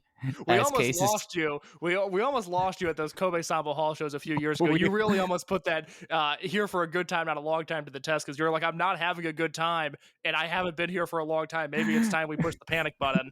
I'm glad you're here, Mike. The world is glad that you made it through. Yeah, I mean, 2018 Sambo Hall shows are dire preposition there. Match 3, R.E.D. and Masquerade, Shin Skywalker, Dragon Daiya, and La Estrella. Eita, Diamante, and Daiya Inferno. Daiya Inferno won because Dragon Daiya snapped and attacked referee Yagi in 12 minutes and 29 seconds. Before like the closing stretch, I thought this was kind of a greatest hits, Masquerade versus R.E.D. Everything was very good. And then Dragon Daiya got pissed. And I have to say something, that he's a very polite young man. I like seeing angry Dragon Daiya, and I hope we get to see more of it. All right, I'm glad we're on the same page here. I wasn't sure how you were going to feel about this, but yeah, this was, this feud is one that it seemed like for a while, we were talking at the beginning of the year, like, okay, maybe they're going to wrap it up by Champion Gate or maybe by Dead or Alive. And then it became, well, certainly it'll be over at World. And then it's continued along. And I do wonder if the week by week analysis of this feud has maybe hindered our enjoyment of it a little bit, just because, quite frankly, we've been wrong about most things when it comes to Dragon Daiya and Daiya Inferno. I would have expected this escalation from Dragon Daiya months ago. I'm not necessarily, obviously he was injured at the start of the year, which really threw things off. And I think once he came back, we thought that they were just going to rip the Band-Aid off and be done with it. They didn't. They stayed the course. And I love this side of him. I love this aggression. Normally, I'm not into DQ finishes, especially on these shows where it seems like it could be an easy out for Dragongate at times. But to me, this was not an easy out. This was a worthwhile DQ finish. I like the aggression. I like the edge from him. Yeah, and the rest of the match, I mean, they did the face-offs you'd want to have in this match. Like, everyone did what you want them to do, what you expect them to do. Then you had the nice little spice at the end. Yeah, this was the thing about this feud that really kind of got me. Maybe it was because it was so start-stop, but like the escalation never really was there until the last few months. Like they had that weird like Kobe World match, remember? Like they had that one match that, or was it Kobe World or was it Final Gate? But they had that one match last year where it just felt very bizarre and had like the non-finish there. It's like, okay, maybe we're kicking this to the other gear. Then Daiya breaks his collarbone, Inferno's adrift, and then they just never really went back to it. But now the belts are off of Masquerade and full speed ahead, and they're escalating it how we would want it to be escalated. Yeah, I completely forgot about that. They did a 5-minute DQ finish at Kobe World last year with Inferno getting DQ'd. I completely forgot that happened. And that was why, again, he debuted at the October Korakuen last year, and then they booked that match, and we thought, well, maybe this is it. And then it became, well, maybe it's going to be Final Gate. And then Daiya got hurt and he came back. We're like, well, maybe it's going to be Dead or Alive, or maybe it's going to be World 2021. And it hasn't happened. And now it seems to make sense. Now it seems like we're building to a natural conclusion with the continued intensity and the new side of intensity that Dragon Daiya is showing. So I'm on board with it. However this feud finishes up, I think it's going to be an effective feud for both guys. It's just been very awkward getting to this point. Absolutely. I think you're dead on about that. Match 4, pre-intermission. Don Fuji and Naruki Doi versus the large adult sons, the Ihashi brothers. Naruki Doi submitted Ishin Ihashi with his brutal, gross camel clutch in 11 minutes and 30 seconds, and what I thought was the match of the night. I liked one match more than this. I did not like this as much as the Fuji. Was it Fuji and Kondo? Who did the Ihashi brothers wrestle last week? It wasn't. It was Fuji and Kondo. I almost thought you said Kondo, and I was going to say, no, that was Dangerous Gate. That was their debut. No. The Fuji Shuji Kondo match. I liked that one more because I went 3 3/4 on that. I went 3.5 on this. So much to like in this match. I'm going to mention it until the end of time because I have popped for it every single time they've done it. But the Ihashi brothers double octopus stretch spot is just great. It's just I don't think I've ever seen two wrestlers, a tag team, have a signature spot where they're doing an octopus hold. And it's awesome. It looks great every single time. And that seems like one of those deals as crowds are able to make more and more noise. I think that's something that we're going to see a bigger and bigger reaction for as time goes on. I raved about Riki Ihashi earlier. Watching him and Naruki Doi in this match, all I could think was, oh my God, do they have a great singles match in them. I don't know if it's one that Ricky's capable of having 3 months down the line. I don't know if it's a King of Gate 2022 type deal. But if Doi can still go by, let's say hypothetically King of Gate 2024, oh boy, are we in for something special. I like their chemistry. I know they wrestled in Korakuen Hall. That Korakuen match was just fine. This was the good stuff. And I saw specifically with Ricky and Doi just an ungodly amount of potential between those two there. And as you're the Riki guy, I'm going to throw some credits towards Ishin. Ishin's a little shit stirrer. Have you noticed that? Like he constantly absolutely. He's constantly like with the crowd sometimes, like you could hear him like yelling at things and it pisses off Naruki Doi and Don Fuji. It's great. Like there's just a lot of really fun stuff here. And then like the thing that like really kind of got me was there was I think it was a single leg crab that Don Fuji had Ishin in, and Ishin rolled it up into a pinning combination. I was like, all right, that's showing something that you don't expect someone who's now only 2 months into their professional career doing. Like it's something that I was like, all right, that's a new element to him. That's a little facet to it that I thought was really kind of cool. Did you pick up on that? Yeah, no, the Ihashi brothers are they're in a weird spot where they're getting their signature spots down, but they're also continuously adding more to their game, and it's making every one of their matches must watch, in my opinion. The semi-main event was High-End versus R.E.D, Yamato and Kagetora versus BB Hulk and Kaito Ishida. Hulk got the win with the first flash in 12 minutes, 50 seconds on Kagetora. I thought this was fine. Yeah, my thoughts here are the same as the Korakuen Hall match. The Yamato Hulk stuff is not what I would do, but I think it's been effective, and the rest of the match was fine. Yeah. It's something that like kind of struck me here was like, did you think this was a little bit overwrought between Yamato and BB Hulk here in comparison to Korakuen? Because I was like, all right, you're laying it on just a little bit thick. I think you have to do that with Hulk, though. I think you have to make it very clear that this guy can knock out Yamato with a single kick, or in the case of the Korakuen Hall show, I think it was 2 first flashes. There's not, until he holds up the shiny gold Open the Dreamgate Championship belt, to me there is not a way to put BB Hulk over too much. Okay, that's fair. And then once he holds the title, then something has gone horribly, horribly wrong. Then Yamato got injured in the match. Yes, to like a hip hop Kakuta level degree of like, oh, he actually can't continue. But until that point in the build, I don't think Hulk can be booked too strong. I think they need to continue to hammer this point home that with one kick or with two kicks or with a certain combination that he can pin Yamato and he can pin Yamato clean. Yeah, no, that's fair. It's just something that I was like, okay, this is just a bit much.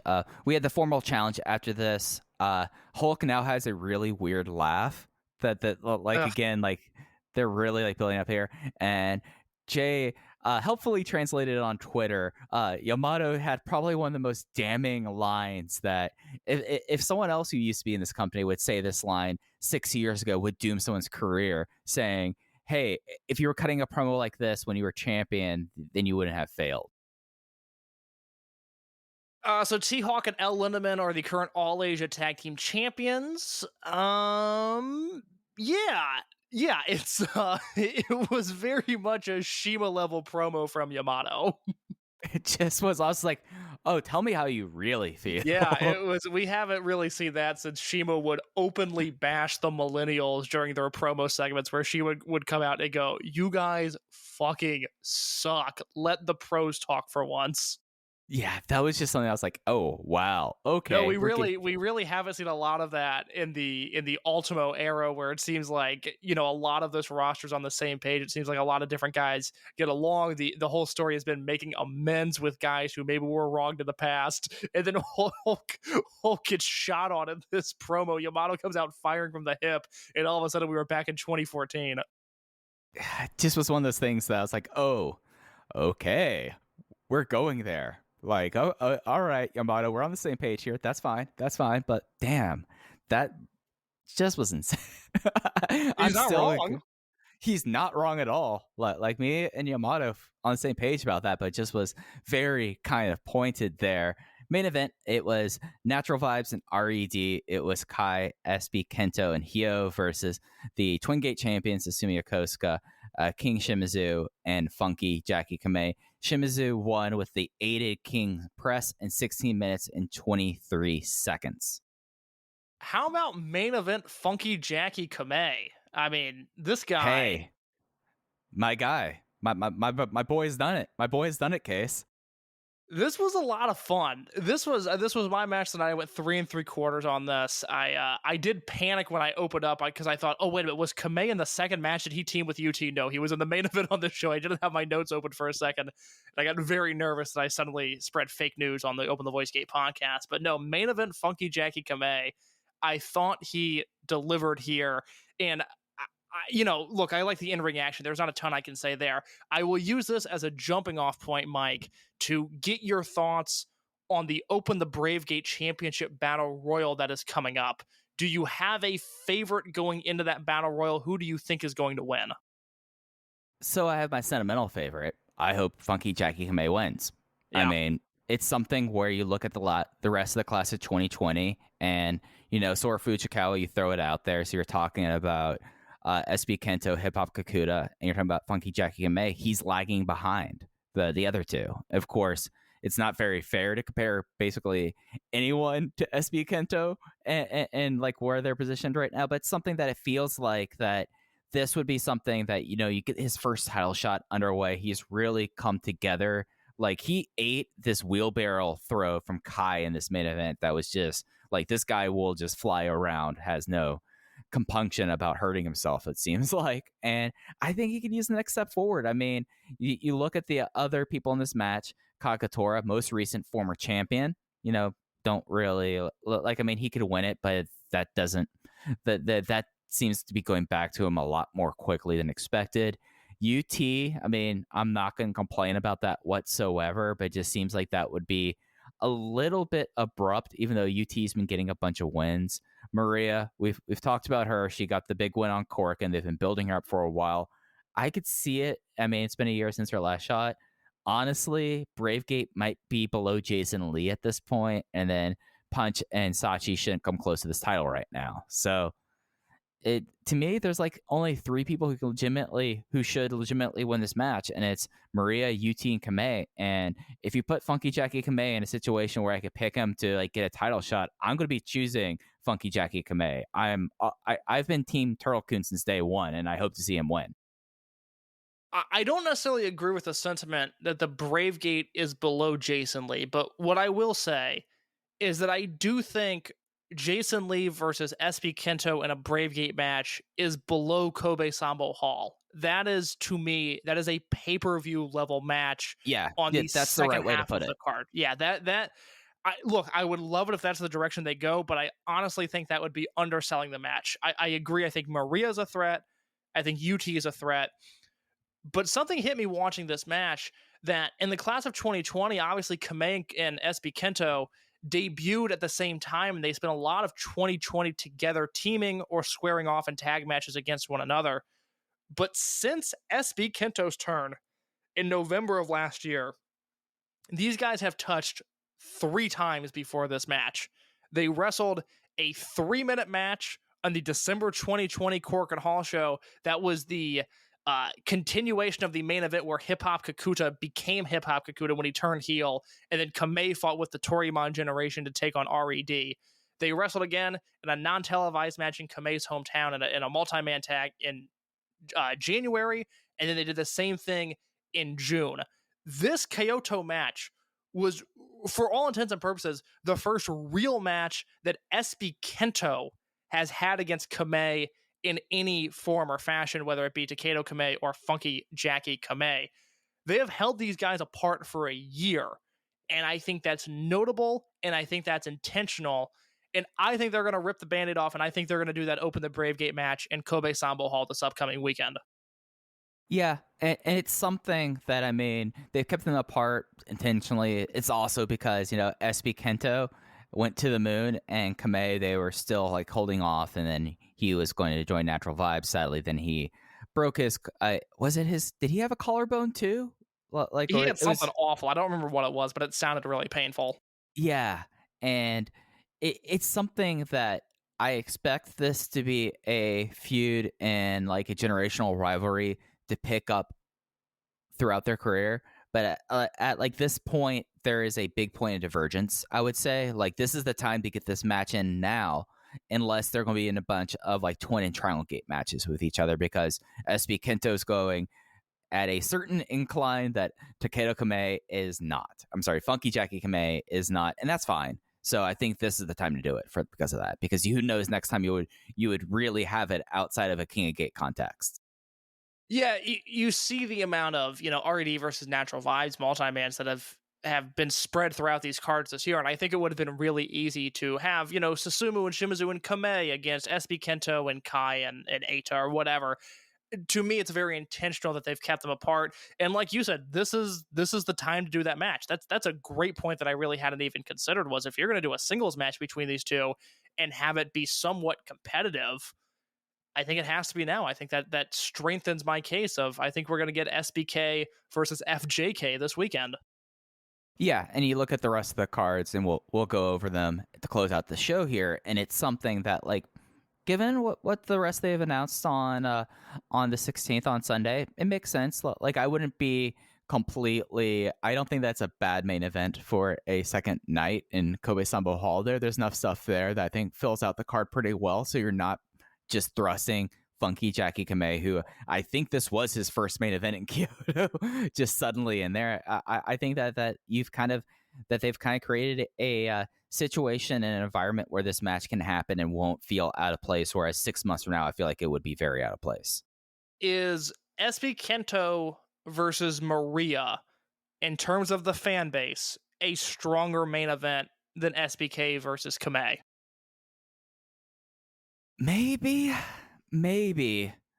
I mean, Maria's such like the natural baby face, so whenever like she has opportunity in these positions, like it makes sense, especially against someone who's positioned like SBK. But like you look at like the rest of that show here, like really like the two people who should not be sniffing it, because if we're talking about like bad main events, are Tominaga and Sachi. Like Kagetora, like they're not going to go back to it, but like that's not going to be a bad main event.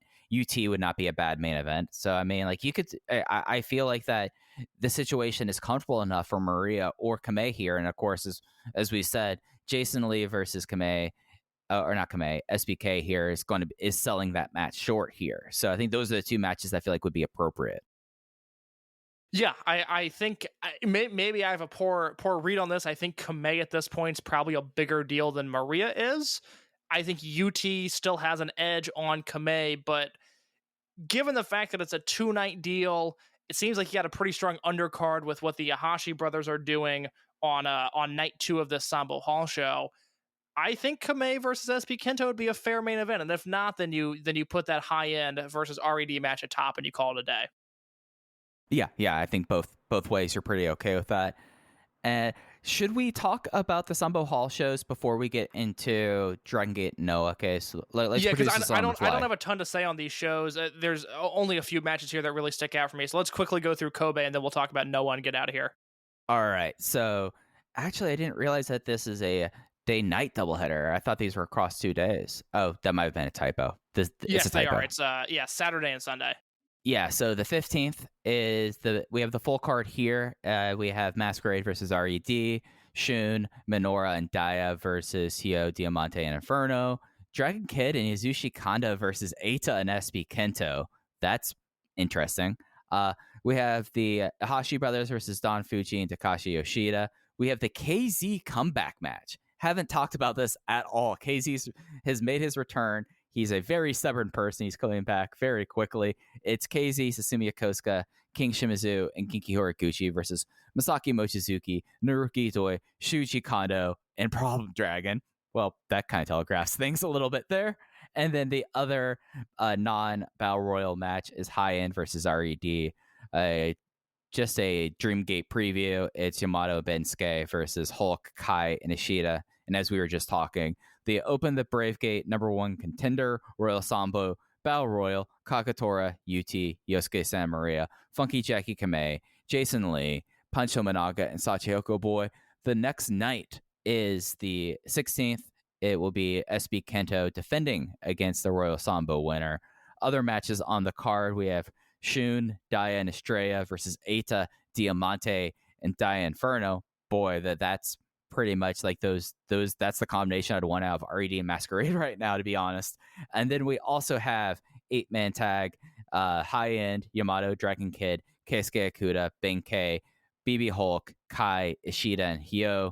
And then we have a match that Case I almost predicted, kind of like some of these pairings in this match. 6-man tag, Don Fuji, Yasushi Kanda, Shuji Kondo versus Strong Machine J and the Hashi brothers. We're getting that Team Showa a little bit earlier than I was anticipating. Maybe people were listening to this show and were like, hey, that's a good idea that Mike Spears has. Maybe we should run with that there. So we have all that, and it's not a complete card because they will fill out the rest of the card pending the results of the Battle Royal. So, Case, what are your thoughts on this? Night 1, pretty simple. Obviously, I can't believe Dragongate has made me excited about a Battle Royal, but I am legitimately excited to see who comes out of this Battle Royal as the winner.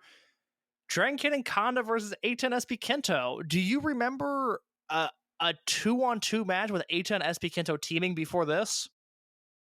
If it happened, it might have been just somewhere on the card, and I just kind of spaced on it. You know, like I don't remember it happening. I assume it probably did though. But I mean, I don't know. It doesn't weird, sound though. familiar to me. Dragon Kid and Kanda is a very strange team, but I feel like between the two of us, we would remember if Eita and Sp Kento team 2-on-2 like this. So that's notable. That's going to be, just given what we speculate is going to happen with R.E.D, that is suddenly a must-watch match. And then you have KZ here, and it's hard to analyze this because, one, he's in the ring against Problem Dragon, so the result is obvious unless they really pull a fast one on us and have Doi or Mochizuki or even Kondo pin him. But I don't get the impression that's what this match is designed to do. We'll have a lot more KZ talk next week once we have an idea of where he's going after this match. It's really, I don't think there's much of a preview here. I think there will be a lot to review, though. No, I think that's entirely fair. And then, I mean, those 3 matches on Sunday, I mean, the everything's focused. Like, as much as like the Dreamgate situation has not been something that has been to our tastes, but now they're building it up really well. And then you have the Daiyas opposite each other, and then you have the rookies and another second generation star versus the old guys that are just going to try to beat the crap out of them. Like, I mean, I think that I really like those 3 matches, if you haven't noticed, Case. I have a perverse level of excitement for the 6-man tag with the Yahashis and Strong Machine J, because that is a real sink or swim environment for a J, because I know the opposing side, that Fuji Kondo and Kanda trio, they're going to bring it. This is their environment. This is where they're going to shine the brightest. From everything I've seen from the Yahashis, I have no reason to doubt them. Very, very curious to see in a match where I think 5 guys are going to be on. I think they're going to be on their A game. What does Strong Machine J bring to the table? And I think we're going to learn a lot about him and his immediate direction as we head into the new year from this match. And I wonder if my boy can hang or not. That's what I'm wondering. Is Strong Machine J a good hang? I think we're about to find out. Yeah, because if you look at where he was this last week, he existed, and I think that's the most generous way we could say right now. So it's going to be real interesting. And we saved the post-match stuff from Kyoto to talk about now. Kenzo Suzuki's chosen tag team to challenge against the Natural Vibes champion team of Susumu Yokosuka and King Shimizu are from Noah. It is Kongo of Kenoh and Haoh that they came in. Haoh was the one who took the microphone, started talking a whole lot of crap, ripped off his t-shirt, immediately got lariated, got a jumbo no kachi for some sumo, and Kenoh just stood there looking angry. And very fascinating match. A big deal that the Gate Destiny is being presented by the Lek Corporation. Usually, this is the first time in my recent memory that there has been a title sponsor of a Dragongate Big 5 show. And they've made it very clear that this is a match put on because of Dragongate on Amazon Prime, presented by the Elect Corporation. And it gives us like a deeper look into this Dragongate and Noah relationship that has, I don't want to say simmering, like it's existed pretty much since before COVID. And it's something that now seems to be, with the exception of like conglomerate like sister brother promotions, this seems to be probably the deepest relationship I would say in major Japanese pro wrestling, it seems like. Yeah, I can speak to this from the in-ring perspective of, oh my god, we're going to see Susumu wrestle Kenoh, and on a personal level that very much excites me. Now, we were talking a few days ago about this Noah Dragongate relationship and perhaps some of the motivations behind it. I thought Mike made a really good point in terms of what this does for Noah specifically, way more so than Dragongate. So please, you have the floor and elaborate on what you were talking about. So I'm putting together a show for the EE Patreon next week where I have a series of shows where it's less rambling thoughts, but it's more me just kind of delving deep into something and just giving like kind of like a commentary of it. I call it my tea break because I'm always making myself a cup of tea, and by the time I finish the cup of tea that's in this show. But the next one I'm doing is about Japan and how the Japanese wrestling scene looks and how things might be happening after the state of emergency that's set to expire and not renew, and especially moving towards the end of the year and in 2022 where it seems like things are going to be going back to a new normal. One thing that, and in this show that I'm further like putting together, patreon.com/everything elite, 3 tiers. Yeah. I'm talking, one of the things that I'm like putting together and formulating is how these companies are looking and what they've really have done over this time period. And I find Noah very fascinating. And I think it's something that a lot of people, for good reasons, are very critical of the current direction and booking of Noah, and as it pertains to how Nosao Rangai, who is the booker of Pro Wrestling Noah, has gone to a trope that we make fun of a lot, Case, but it's something that it makes sense in Noah in a way, but it's a short term makes sense and not long term, and that Noah, as I'm assuming our listeners know, is owned now by Cyber Agent, who has a streaming platform called Abema. And because Cyber Agent already had DDT, Tokyo Joshi Pro, Ganbare Pro, they were looking to. It is, in my opinion, when I've like talked to people both within the wrestling industry and outside the wrestling industry, both in Japan and outside of Japan, it's very clear that Noah is trying to target a different demographic for the Abema platform because it's a streaming platform. It's one of those things that's used on mobile devices, overwhelmingly so. And to my understanding, there's not a huge user base of what are typically called salarymen, which are office workers, often in their late 40s, upwards to like 70, using the platform. So Nosawa Rongai has a tendency over his entire career of when he books something, he likes bringing in names that he likes, especially when he was younger, and he likes bringing in old stars. And the idea that Kenji Muto, was Noah JC champion and up until last week, to me screamed, oh, you're bringing one of the biggest stars of the 90s and early 2000s into this as a way of saying, hey, I might not watch wrestling anymore, but I know who Kijimoto is, and I want to watch this guy from when I was younger on this platform. Does that all make sense, Kiss? Yes. Do you think I'm off base in saying that? No, I think that's very fair. And in doing so, you really are catering towards that.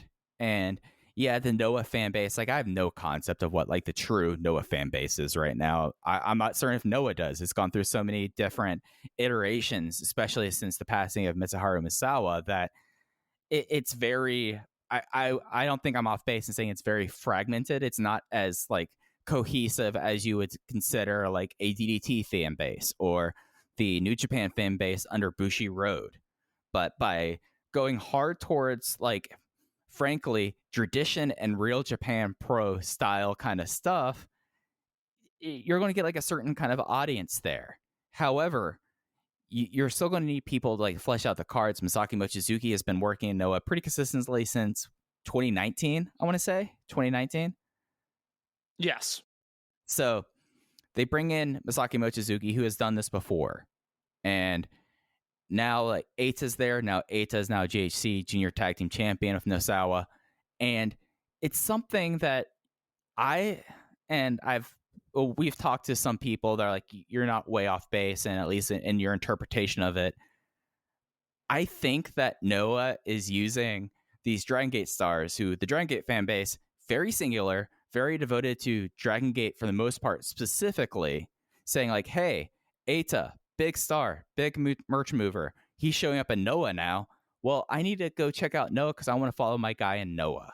And it's a different, it's a completely distinct and different fan base than what Nosawa has been bringing in. It's a different fan base than what Noah was even before Nosawa Rongai. And I think it's something that benefits Noah in a way. And it's something, gets butts in seats, for lack of better words. Yeah, it's... I've been very critical of Noah on this show. I've dubbed it my least favorite promotion in the world.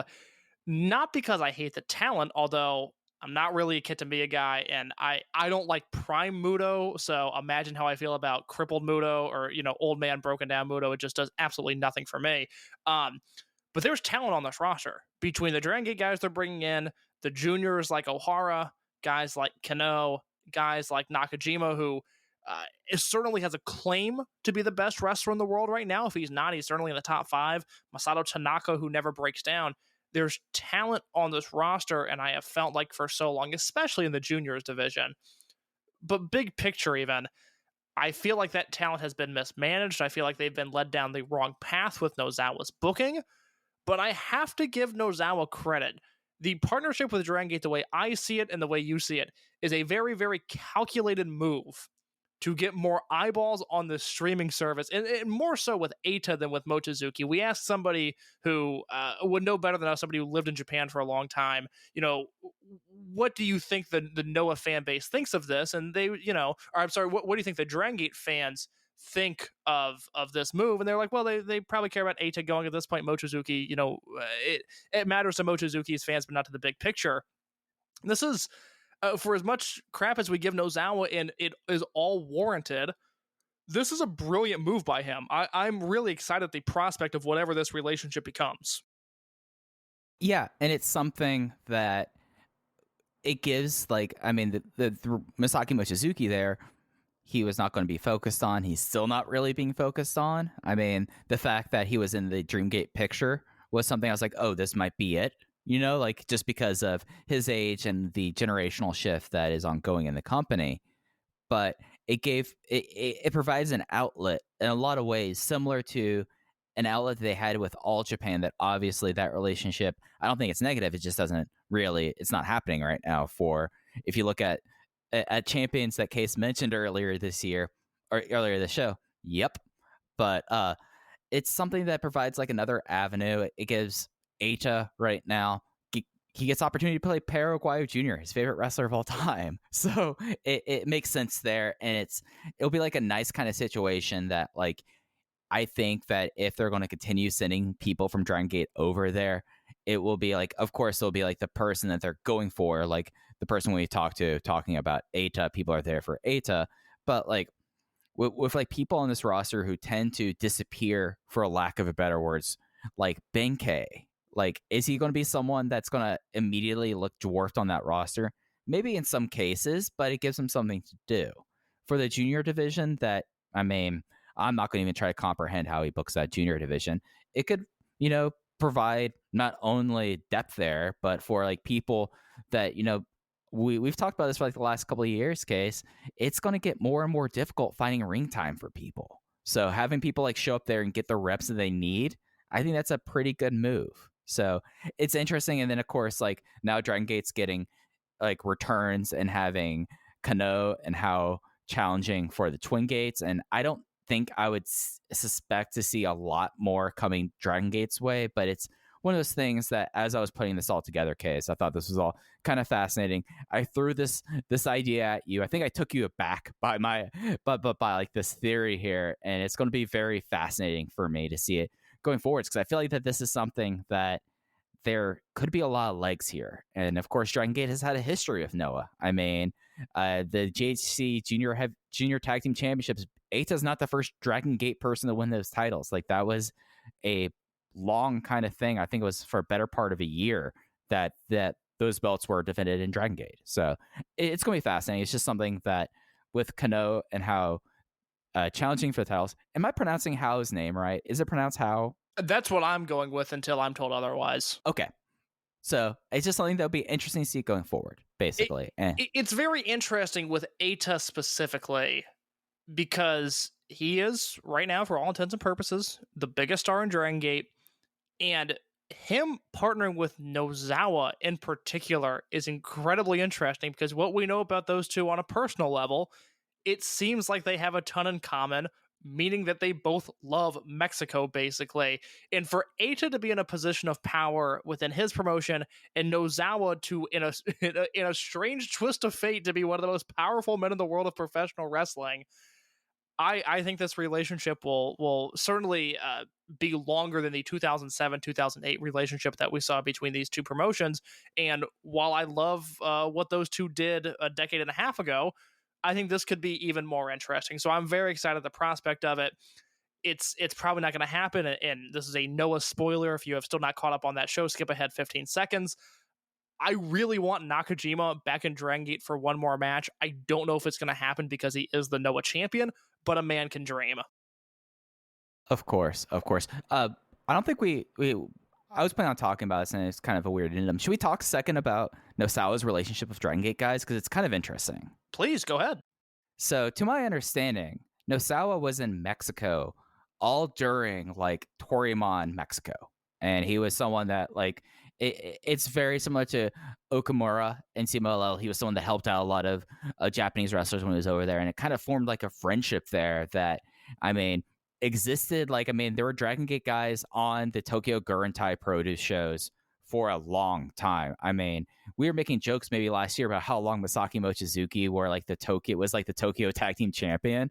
So it's something that I would not be surprised. Like, if something were to happen tomorrow and Nosawa was booted out of Noah and he appears in another major promotion, I would not be surprised to see Dragon Gate being involved in some fashion, just because there is that deep relationship, to my understanding.